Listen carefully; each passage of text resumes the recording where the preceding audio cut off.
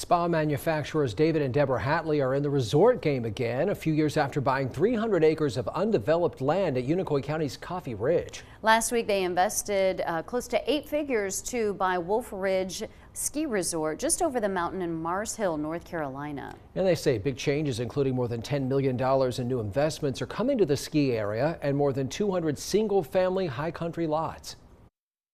David and Deborah Hatley just bought Wolf Ridge Ski Resort in Mars Hill, North Carolina, from longtime owner Orville English. He really wanted it to go to a family and it not to turn over to some huge commercial outfits. The developers of Coffee Ridge Resort in Unicoi County met English when they purchased the land.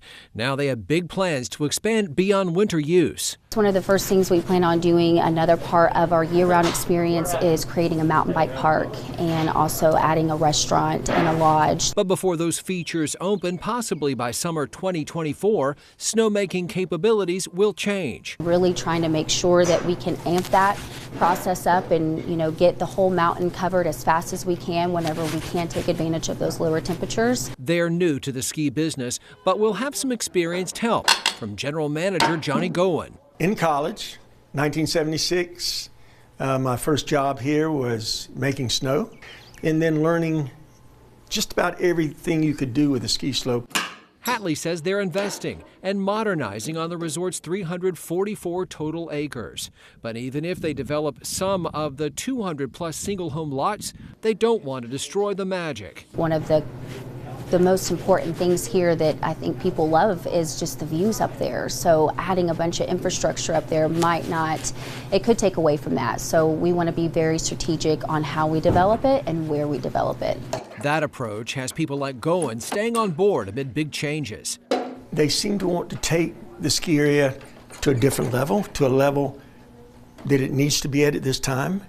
And I would love to be with them to see it happen. Hatley says they want to preserve the old while they modernize to what they're calling a boutique ski resort. We really want to keep that family-owned atmosphere and focus on giving our guests an overall better experience, shorter wait times, and really just making sure that we know our capacity. Goen says experiences and building memories are what the business is all about. I used to do my homework studying for college on that fireplace. I can put my hands on the walls, the things I'm tearing down now that were here since I was here, and I can feel the emotion of all the people that have been through here.